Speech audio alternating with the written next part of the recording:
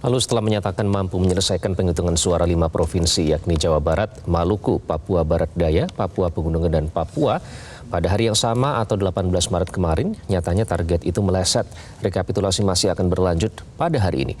Akankah rekapitulasi suara nasional selesai tepat waktu hingga 20 Maret 2024 esok hari? Kita akan membahasnya dengan mantan Ketua KPU Republik Indonesia Ilham Saputra. Mas Ilham, selamat pagi. Selamat pagi, Mas. Kemudian Sekjen Persepi sekaligus Direktur Eksekutif LSI Jayadi Hanan. Mas Jayadi, apa kabar? Baik, Mas Iqbal. Selamat pagi. Selamat pagi. Kemudian founder Drone Emprit Ismail Fahmi. Pagi, Mas Fahmi. Selamat pagi, Mas Iqbal. Saya ingin ke Mas Ilham terlebih dahulu. Mas Ilham, apakah Anda yakin karena dulu melakukan sendiri ya? Jadi ingat kembali pada saat detik-detik deadline dari batas rekapitulasi ini. Anda yakin 20 Maret besok rekapitulasi suara ini akan tuntas?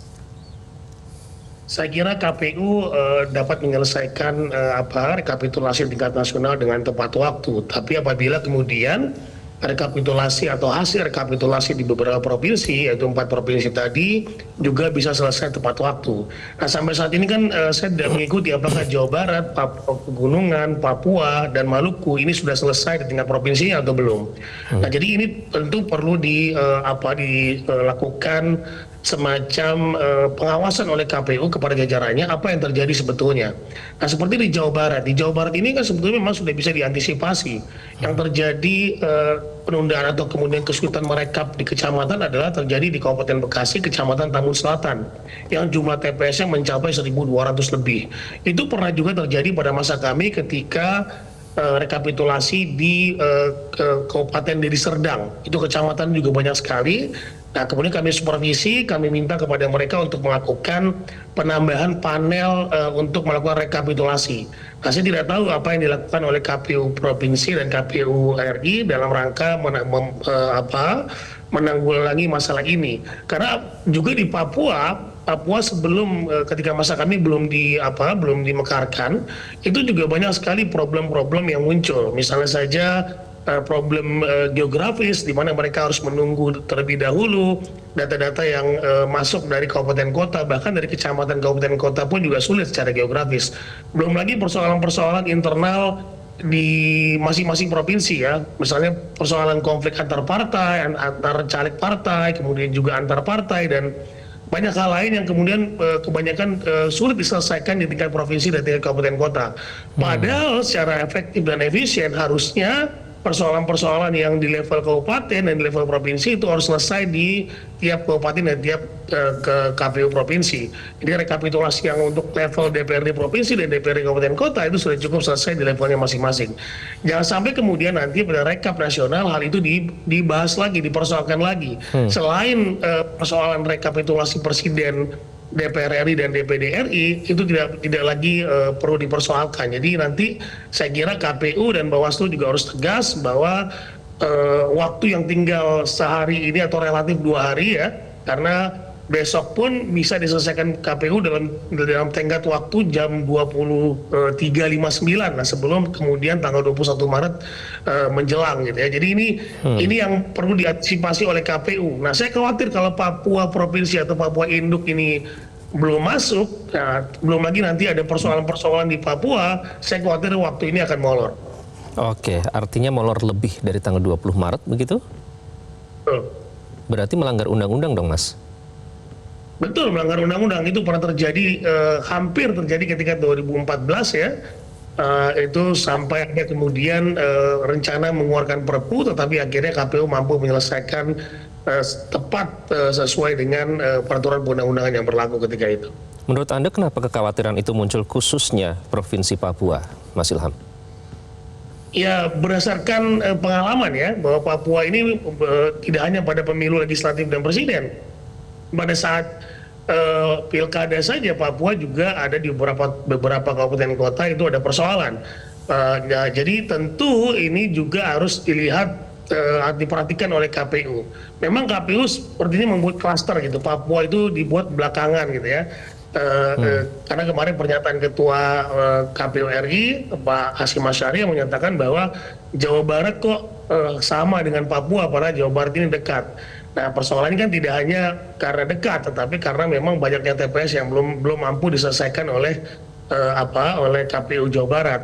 Nah, Papua ini memang selain soal geografis, soal konflik atau kemudian persoalan antar partai dan temuan-temuan terkait dengan penghitungan pemungutan suara ini relatif banyak biasanya. Nah, semoga di tahun 2024 ini bisa diantisipasi dengan salah satunya pemekaran Papua itu bisa kemudian melakukan bisa meminimalisir persoalan di Papua. Oke, Mas Jayadi, ada kekhawatiran dari Mas Ilham, ada kemungkinan jika terjadi permasalahan di penghitungan suara, rekapitulasi suara khususnya di Provinsi Papua ini bisa saja mundur dari deadline, yakni tanggal 20 Maret besok hari. Nah, dari analisis Anda, dari pemilu ke pemilu, apakah hal seperti ini atau ada yang berbeda di rekapitulasi pada pemilu kali ini? Karena kalau saya catat ya, tanggal 25 Februari LSI, Anda menyatakan bahwa survei kepuasan terhadap pemilu itu sempat menurun. Nah, apa yang berbeda dari rekapitulasi tahun ini? Secara umum kalau kita lihat sejarahnya, dan tadi kita dengar penjelasan Mas Ilham yang berpengalaman langsung secara detail ya, sebenarnya secara prosedur kan nggak ada perbedaan yang berarti gitu, dan memang dimungkinkan untuk mengalami masalah-masalah, dan di beberapa daerah yang tadi disebutkan terjadi lagi gitu masalahnya. Itu karena persoalan antara lain ya, selain persoalan kapasitas KPU atau pengketatan jadwal KPU atau pengawasan, juga bisa jadi persoalan politik lokal. Nah, di daerah-daerah seperti Papua itu bisa jadi misalnya orang yang berselisih di internal partai itu bisa jadi tidak hanya membawa saksi ke KPU, tapi juga membawa banyak orang lain misalnya. Nah, itu ada yang protes segala macam, itu bisa mengganggu proses. Tapi secara umum saya kira prosedurnya kan berjalan sama, dan prosedur di undang-undang juga sama. Di 2014 memang kita sempat deg-degan juga. Tapi saya kira tinggal 4 provinsi atau 5 provinsi harusnya KPU bisa kejar ini, harusnya ya. Kan kalau tidak memang ada solusinya seperti kata Mas Ilham tadi, yaitu Perpu ya. Tapi itu bisa menimbulkan lebih banyak pertanyaan gitu. Walaupun kan itu secara hukum boleh kan gitu. Secara hukum iya, tapi kan secara politik orang mulai bertanya-tanya, kenapa kok sampai lewat tingkatnya, ada apa dengan di Jawa Barat dan sebagainya. Karena itu walaupun ada celah untuk keterlambatan dan ada jalannya yaitu Perpu, sebaiknya KPU sedapat mungkin, secepat mungkin untuk betul-betul menyelesaikan ini tepat waktu pada jam 23.59 paling lambat besok gitu. Oke, 2014 sempat deg-degan, 2019 juga Mas Ilham deg-degan ya waktu itu karena sempat dinilai janggal karena pengumuman dini hari. Nanti kita akan bahas lebih lanjut, Mas Fahmi. Nanti saya akan tanyakan apakah warganet ini masih menunggu hasil rekapitulasi atau jangan-jangan sudah tidak tertarik lagi karena sudah tahu hasilnya. Nanti kami akan kembali lagi dengan pembahasannya usai jeda. Tetaplah bersama kami di Selamat Pagi Indonesia.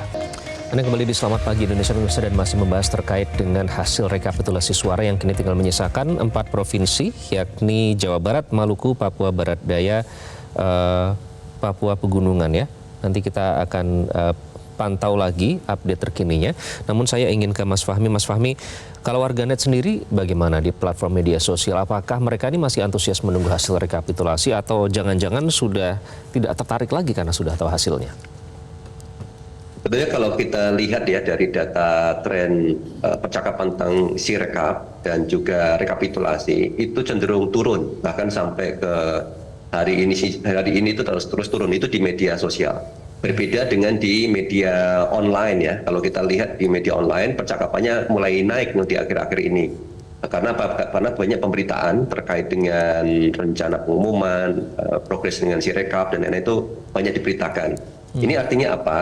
Mungkin benar, jadi netizen itu sudah tidak terlalu tertarik lagi ya, kalau dilihat dari tren ini tidak terlalu tertarik lagi karena mungkin hasilnya sudah jelas.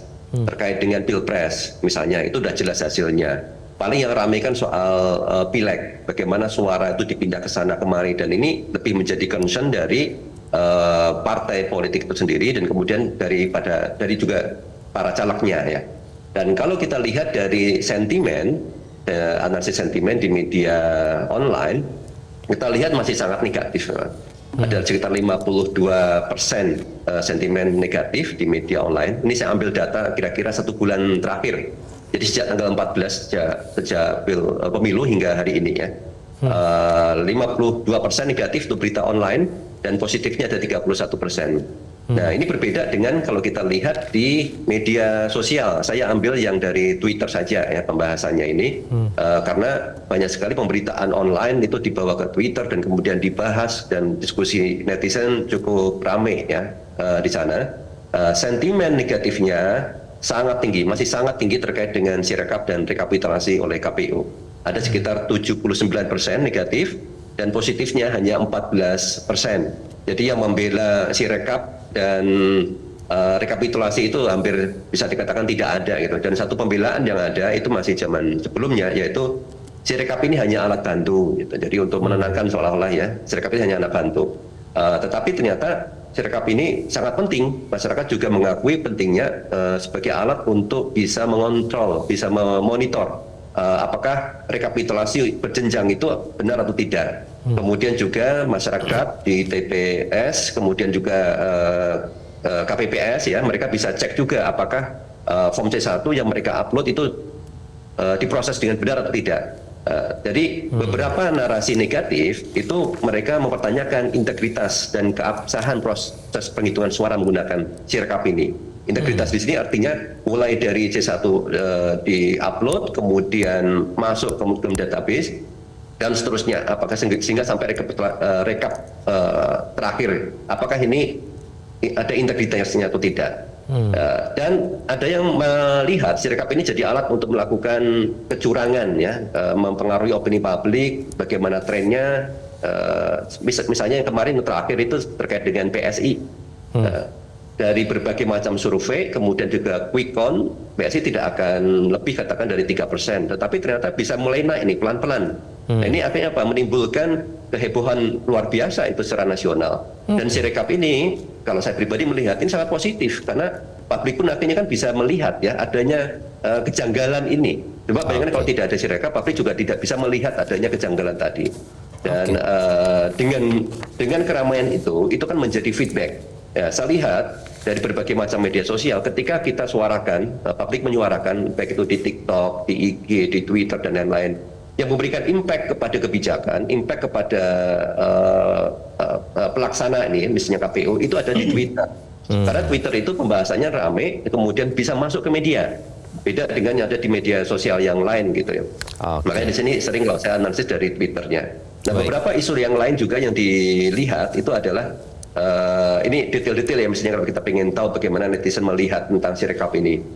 Misalnya ada suara siluman ya, tiba-tiba ada jutaan suara itu masuk di Sirekap KPU. Kemudian adanya ketidaktransparan ya, kontrak dengan Alibaba. Awalnya dibilang tidak ada di sana, tapi ternyata kemudian kok ada juga di situ gitu. Ini menunjukkan adanya sesuatu yang disembunyikan. Mas Fahmi, nanti kita akan bahas lebih lanjut soal itu, ketidaktransparan dan juga permasalahan lain yang ternyata berpengaruh terhadap image integritas KPU itu sendiri. Saya ingin ke Mas Ilham terlebih dahulu. Mas Ilham, tadi ternyata masih muncul kekhawatiran di masyarakat, atau dalam hal ini sentimen negatif terkait dengan Sirekap. Nah, bedanya dengan pada saat Anda masih menjabat ya saat itu, apakah masalah ini juga muncul? Dan kalau Komite Independen Pemantau Pemilu ini mengatakan lambatnya rekapitulasi suara nasional ini akibat banyaknya dugaan kecurangan yang terjadi bertahap dari tingkat pemungutan suara hingga PPK. Bahkan saat itu Perludem menyatakan ini yang dikhawatirkan kalau tidak diselesaikan di tingkat TPS, kemudian bergulir ke tingkat kecamatan, kabupaten, kota, hingga akhirnya harus diselesaikan di pusat. Apakah itu yang menyebabkan rekapitulasi mundur, Mas Ilham? Ya, pertama ada perbedaan di masa kami dalam menggunakan IT penghitungan suara. Di masa kami meneruskan masa di tahun 2014 dengan menggunakan sistem informasi penghitungan. Sistem informasi penghitungan ini hanya kemudian melakukan scan C1 di setiap TPS, dan itu ditampilkan di website KPU beserta hasilnya. Dan itu yang terjadi kemarin adalah lebih banyak kepada kesalahan penulisan oleh petugas kami. Ya, jadi bukan by system, tapi kesalahan penulisan petugas kami yang kemudian ketika rekapitulasi manual itu diperbaiki. Nah, ini agak berbeda. Kalau Sirekap ini kan dia memfoto C plano, ya. Nah, yang terjadi di Sirekap saat ini adalah Sirekap ini gagal atau kemudian seringkali disinformasi terhadap hasil pemilu di setiap TPS karena OMR-nya dan OCR-nya yang bermasalah gitu ya.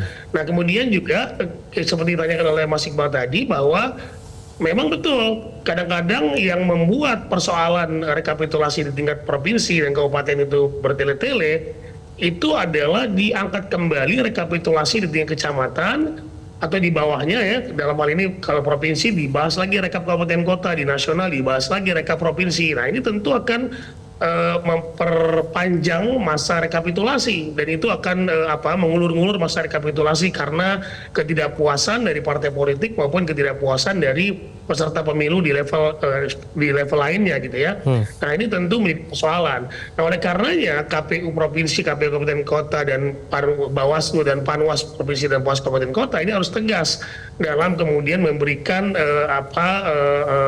penyelenggaraan rekapitulasi di setiap level itu. Kadang-kadang memang ini digoyang gitu ya, kemudian tidak selesai, dibawa ke pusat, dibawa ke provinsi. Nah ini yang kemudian semakin lama rekapitulasi di tingkat masing-masing level itu jadi tersendat. Baik, nanti saya akan tanya ke Mas Jayadi ya, karena kemarin waktu itu sempat beredar beberapa waktu yang lalu bahwa KPU bahkan sampai mengeluarkan surat edaran bahwa kemungkinan proses rekapitulasi ini akan ditunda, namun ternyata tidak jadi. Nah, ada yang menuding bahwa ini pengalihan isu.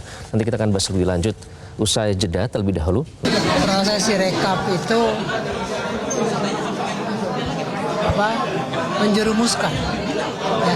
menjerumuskan perhitungan suara yang dilakukan di TPS-TPS, tapi kemudian jadi masalah.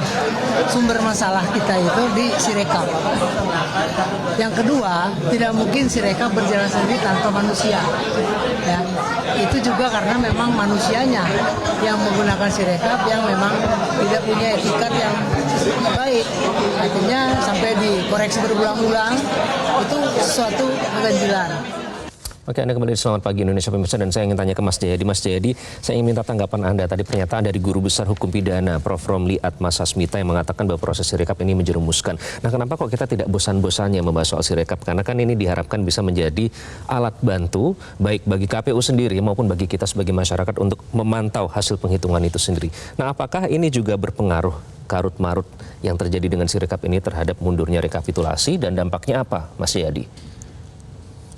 Ya mungkin saja tentu berpengaruh kan, karena misalnya kemarin ada persoalan di TPS tertentu kok jumlah suara yang tampil sampai ribuan gitu kan, dan seterusnya. Itu kan membuat KPU harus mengalokasikan sekian waktunya yang berharga untuk rekapitulasi manual menjadi terbuang. Ya tentu ada pengaruhnya. Apakah dia jadi sumber masalah? Ya bisa jadi dia sumber masalah dalam konteks penghitungan secara IT. Karena seharusnya Sirekap itu tidak jadi sumber masalah seharusnya. Kenapa?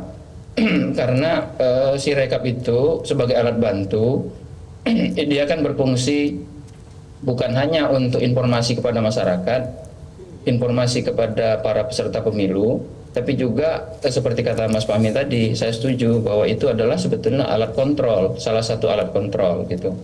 Nah seharusnya kan Sirekap itu dengan rekapitulasi manual itu independen satu sama lain, tidak berhubungan seharusnya dalam pengertian penghitungan suara, karena tetapi tetap saling terkait karena sumbernya sama, ya sumbernya sama, cuman secara resmi, secara hukum dia tidak dijadikan patokan, jadi patokan. Nah itu artinya sekarang katakanlah fungsi Sirekap itu sebagai salah satu alat kontrol itu sulit untuk dilakukan, ya. Karena misalnya sekarang tampilan Sirekap tidak user friendly lagi, sehingga hanya orang tertentu yang bisa mantengin hasil dari Sirekap itu lalu membandingkannya dengan hasil rekapitulasi di KPU. Tapi masih bisa membandingkan antara C hasil dengan C hasil yang dimiliki oleh masing-masing masyarakat yang punya, ya, termasuk peserta pemilu. Jadi katakanlah tidak bisa ya menjadi alat kontrol, tapi kita masih punya alat kontrol yang lain kan, untuk mengontrol rekapitulasi KPU itu. Satu, ada partisipasi masyarakat yang bernama quick count. Itu sejauh ini untuk rekap pilpres itu tampak tidak terlalu ada, tampak cukup sinkron itu antara hasil rekap di KPU yang di 34 provinsi dengan hasil-hasil quick count untuk Pilpres. Oke. Nah, memang yang dicek lebih jauh adalah hasil di Pileg dengan quick count, terutama beberapa partai seperti yang sering disebut ya, yaitu partai PSI misalnya. Nah, itu jadi kita masih punya alat bantu yang bisa dijadikan bandingan. Tapi yang paling penting sebetulnya adalah hasil yang dimiliki oleh terutama para peserta pemilu. Itu yang harusnya menjadi alat kontrol paling utama terhadap rekapitulasi manual KPU itu. Nah, dan memang titik krusial paling utamanya itu sebetulnya seperti yang sering juga diungkap oleh Mas Ilham adalah di rekap tingkat kecamatan kan sebetulnya. Itu titik paling krusial. Di sanalah yang paling mungkin terjadi salah tulis, sengaja atau tidak sengaja, salah hitung sengaja atau tidak sengaja, dan seterusnya gitu. Nah, masalahnya ya, salah satu problemnya rekapitulasi di tingkat kecamatan itu seringkali tidak terlepas dari politik lokal. Misalnya, maksud saya, siapa yang berkuasa di wilayah tersebut itu bisa berpengaruh. Misalnya nih, partai-partai tertentu mengetahui bahwa ada terjadi penggelembungan suara untuk calon atau partai yang tertentu. Tapi yang menggelembungkan itu adalah orang yang sangat berkuasa di wilayah tersebut. Sehingga saksi yang lain nggak berani ngomong walaupun dia punya C1 dan sebagainya, atau C hasil, dan seterusnya. Nah, dengan demikian persoalan misalnya kalau betul terjadi penggelembungan suara seperti itu, saya yakin ada itu. Karena saya juga melihat beberapa laporan, tapi seberapa masif itu kan saya nggak tahu.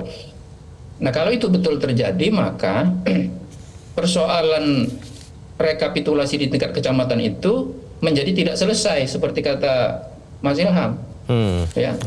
Tidak selesai di situ tidak berarti bahwa orang yang tidak setuju dengan hasil perhitungan di tingkat kecamatan itu kemudian tidak mau membawanya lagi ke kabupaten kota.